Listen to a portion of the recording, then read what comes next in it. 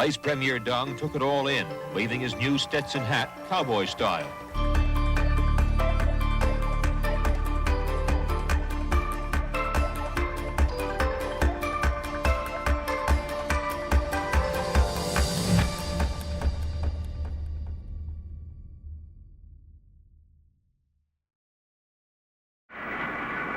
Richard Nixon opened the door with his historic trip in 1972. This was like going to the far side of the moon, the dark side of the moon. No one had seen anything of China since the bamboo curtain came down in 1948-49. And here we were, right, 23 years later. And no one had really been able to report, no American had really been able to report from China. Indeed, since Mao Zedong's communist revolution in 1949, American journalists had been barred from China, forced to report from listening posts like the British colony of Hong Kong, reduced to swapping guesses with Western diplomats, interviewing refugees, and searching for clues in the propaganda of the Chinese Communist Party.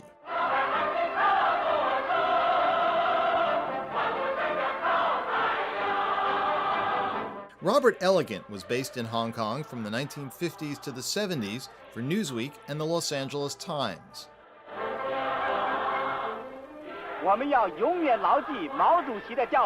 It was painstaking work. It was very painstaking work, Jesuitical, Talmudic, if you would have it, but intense examination of sources.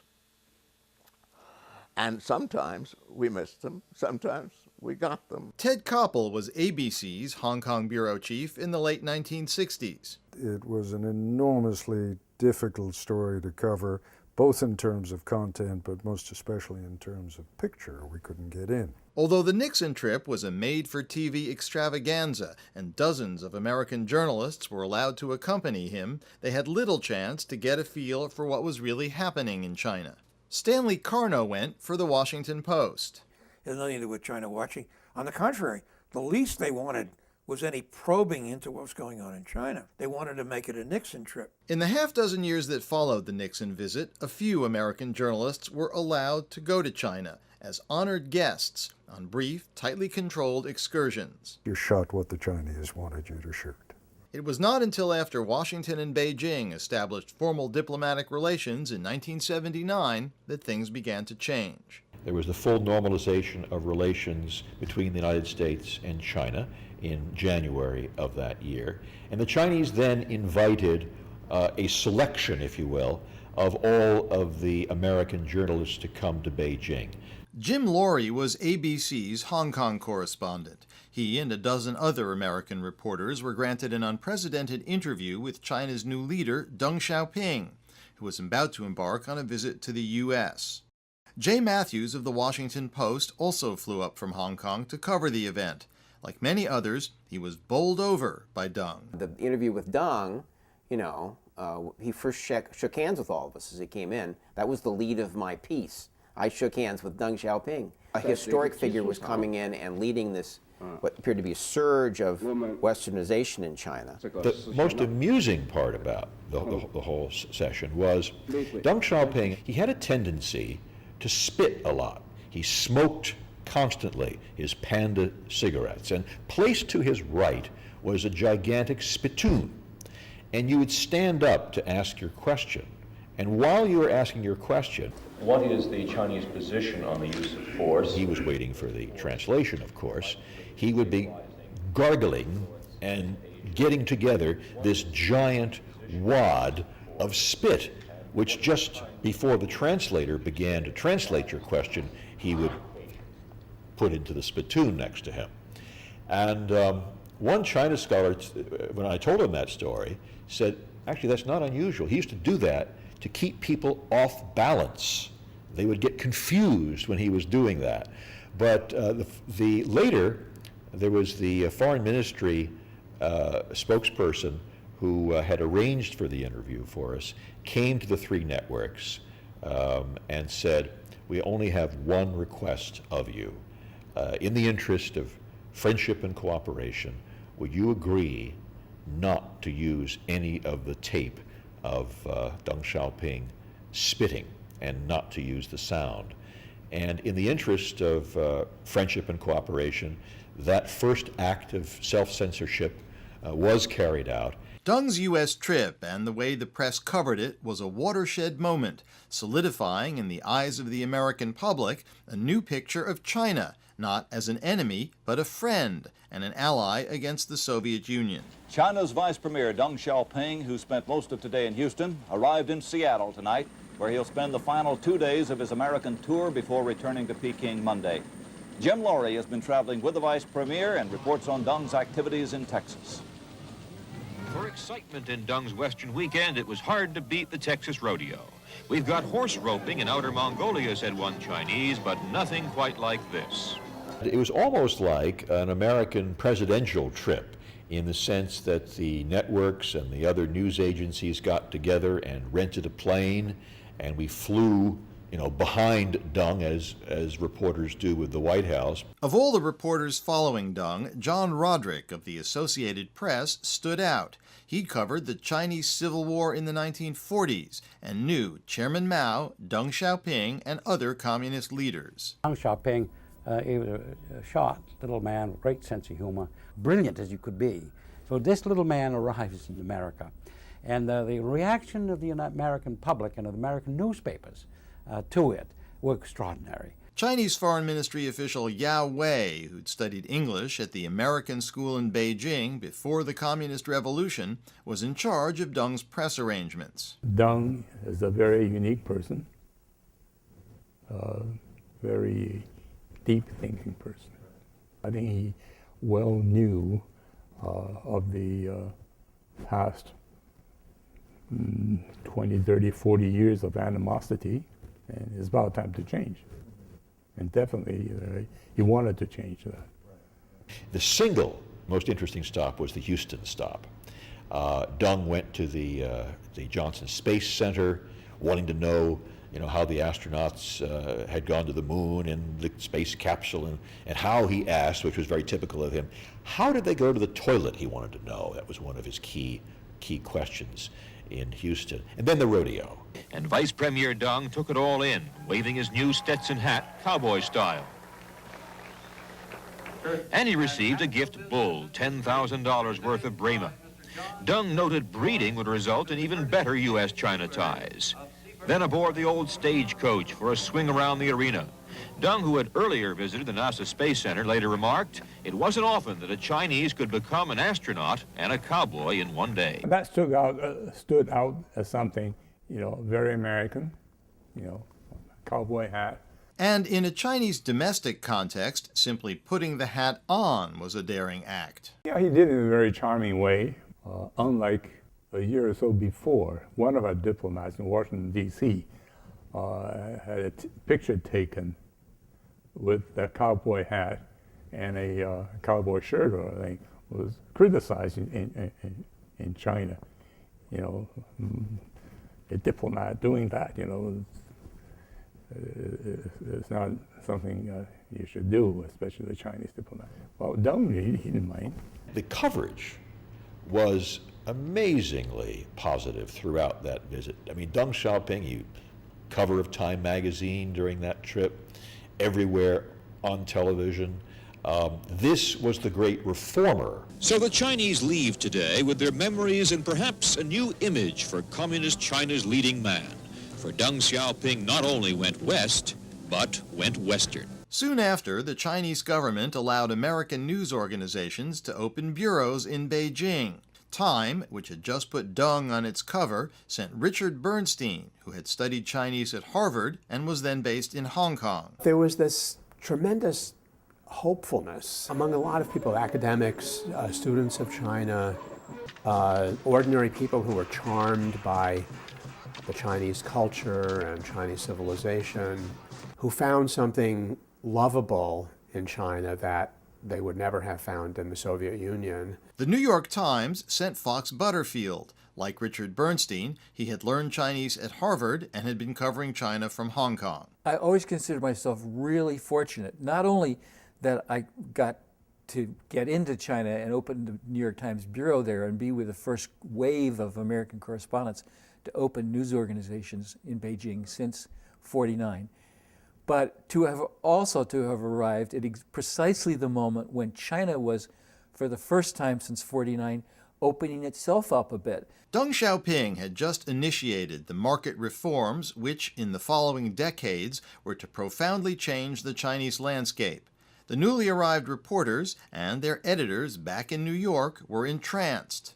Melinda Liu, a Chinese-American from Ohio whose parents had fled the 1949 revolution, arrived for Newsweek. The early 80s theme of China was, Deng Xiaoping on a roll, opening up, isn't it great, Sino-US love affair, that sort of a story. Bruce Dunning, a veteran Vietnam War correspondent, opened the CBS Bureau. Early on, you could get almost anything on the air.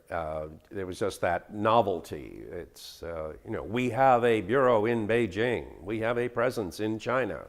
So they were willing to put almost anything on the air. In the early days, the opening of China to the West, there was a gee whiz mentality.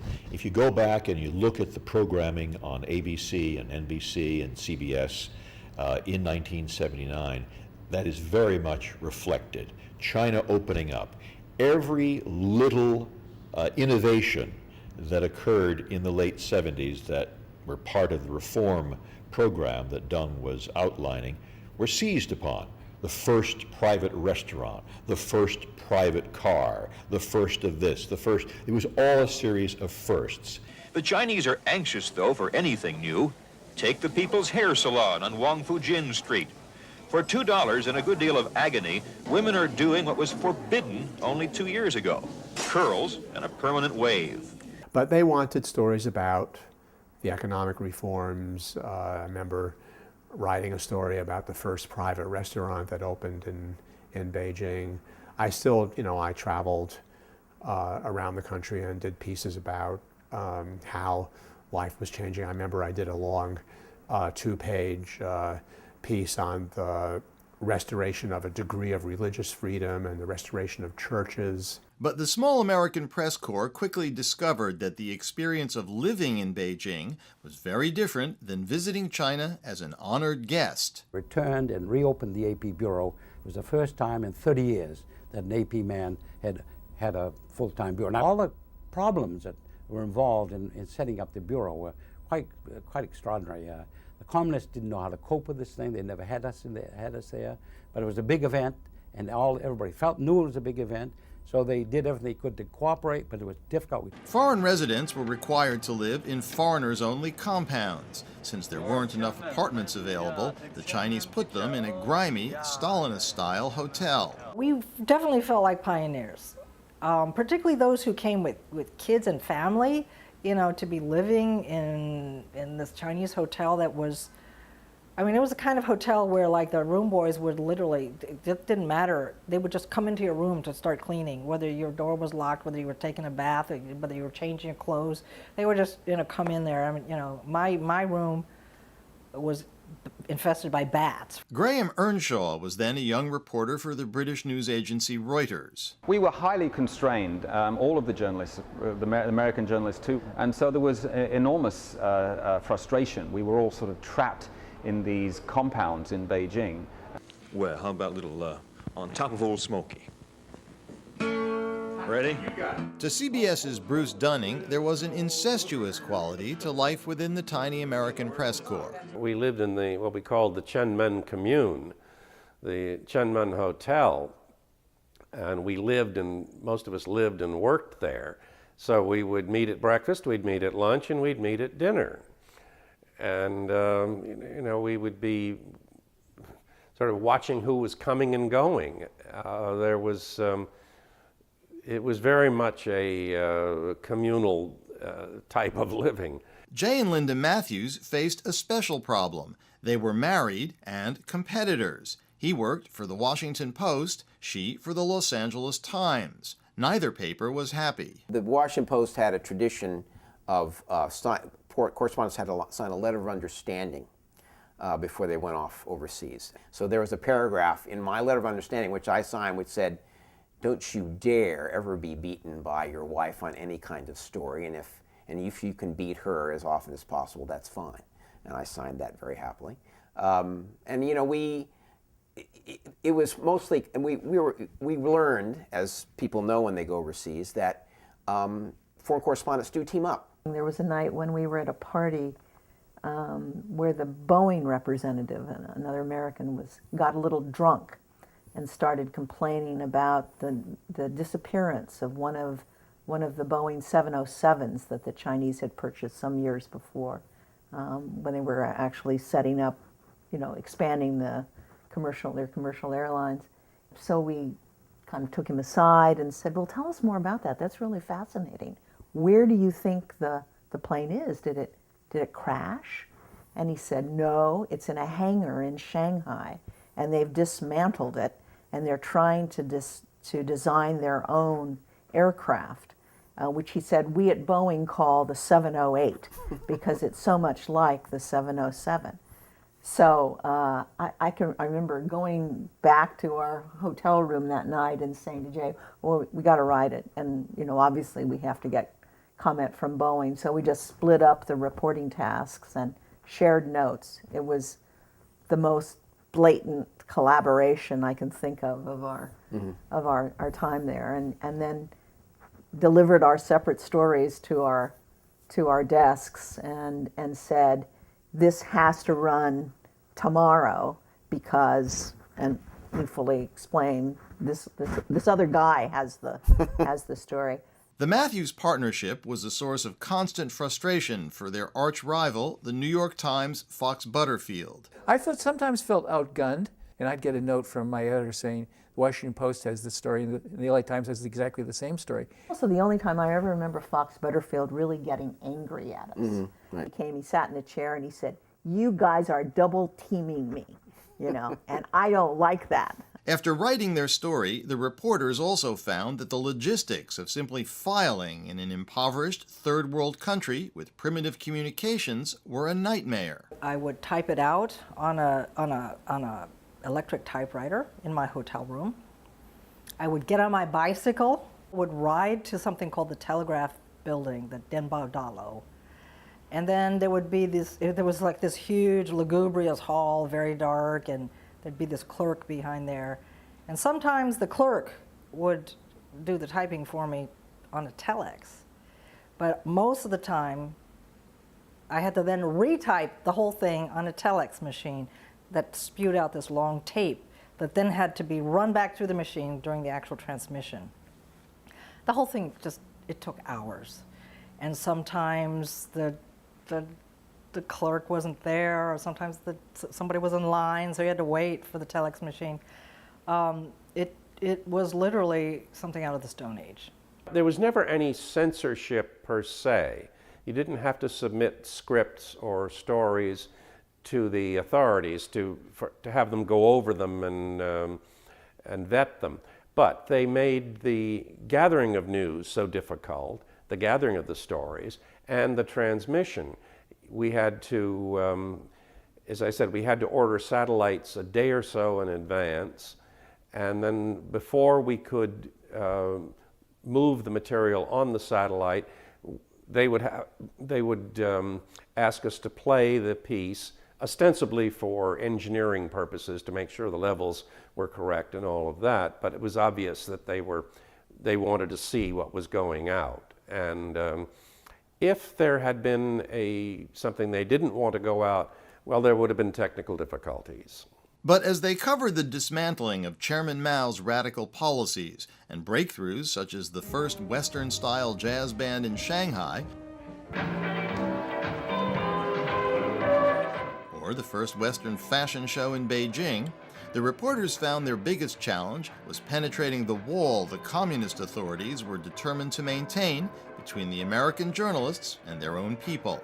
Frank Ching, a Hong Kong-born Chinese who also covered the Deng Xiaoping press conference, opened the Wall Street Journal Bureau. The first thing to do, of course, was go to the Chinese Foreign Ministry, and I saw Yao Wei, who was head of the press department at that time, and he said something to me that I I always remembered. He said, you can talk to anyone you like to in China. They don't need permission to talk to you. And I was so impressed. But then he didn't tell anyone else. So every time I talked to a Chinese, he would say, I don't have permission to talk to you. And I would say, but you don't need permission. Of course, nobody would believe it. So it got to the point where I would get the press department's phone number, and I would call that number and say, tell this man he doesn't need permission to talk to me. It was forbidden for ordinary Chinese to talk to you. It wasn't, there's no law, as I say, but people were afraid. And everybody that was there at the time managed to find a few people who were brave enough to talk, and I had my few people like others did, and that was very, very important. But it was very, very hard to just have friends, and certainly even harder to develop sources. Michael Parks had opened a bureau for the Baltimore Sun. They'd be seen visiting with you or talking. That was a serious risk. It's because of the past so many years of animosity. I don't think you can blame them.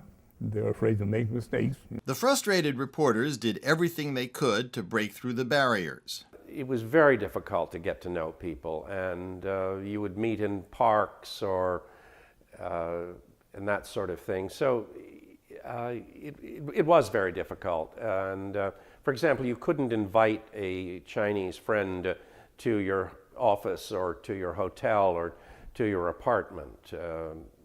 And it was very difficult to get in touch with people.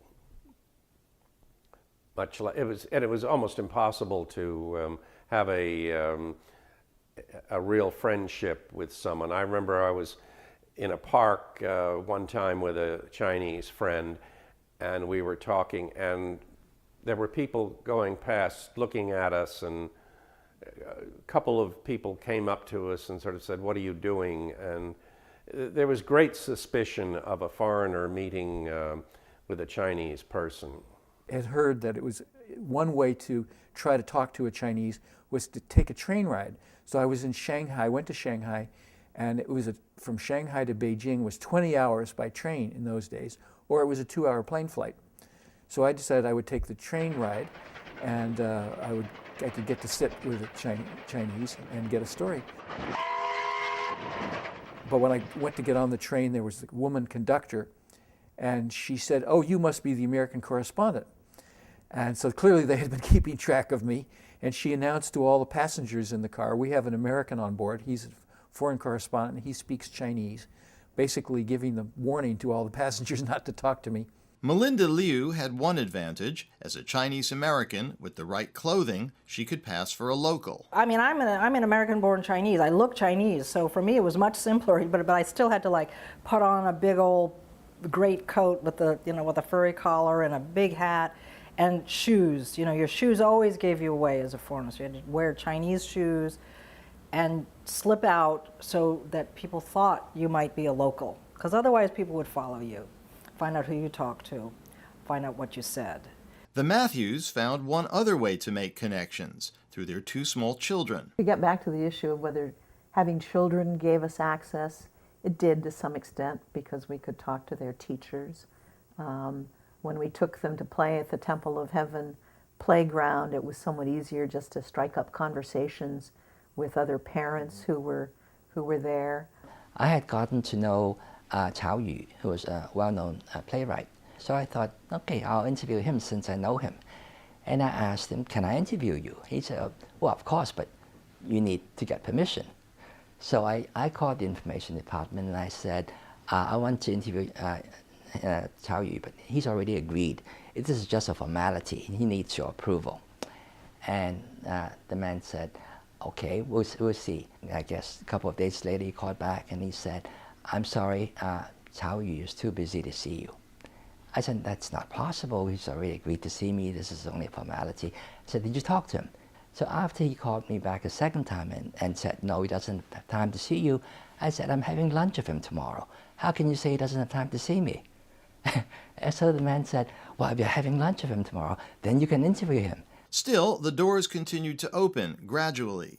Liu Hongxing, who'd lived in China as a child before moving to the U.S., returned as the photographer for the AP and Time. I think that period constitutes one of the best experience for me as a foreign correspondent. There are not a lot of this kind of hot news, spot news story. So we were able to kind of, decide for ourselves and decide for our editor what is interesting in China. As an ethnic Chinese and a still photographer, Liu found it easier than his colleagues to blend in and capture the sense of change. And there it was, this young man, roller skate by Mao, and he was stretching out his arm, and he was passing Mao, and Mao was looking the other way, and the wind was blowing Mao's jacket in one direction. And this kind of just took the position of the beginning of a new, freer era, which becomes quite iconic these days, and it's the photographs that you see everywhere. NBC News sent Sandy Gilmore, its correspondent in Houston, to open a Beijing bureau. You could go out on the street and you could shoot street scenes, bicycles, people walking, the cabbage piled up on the sidewalks in the wintertime for storage, stores and shops and so forth. But to actually get into a Chinese enterprise, to go out to a collective farm, to a factory, those kinds of things took weeks and weeks often of preparation, of phone calls, of begging and pleading and wheedling with the office in the foreign ministry that permitted correspondents to actually get out and do their business. And leaving Beijing was even harder. In those days, you needed travel permits to travel outside of Beijing. And basically anywhere past the Ming Tombs, you needed a permit. So the government would sometimes organize journalists to go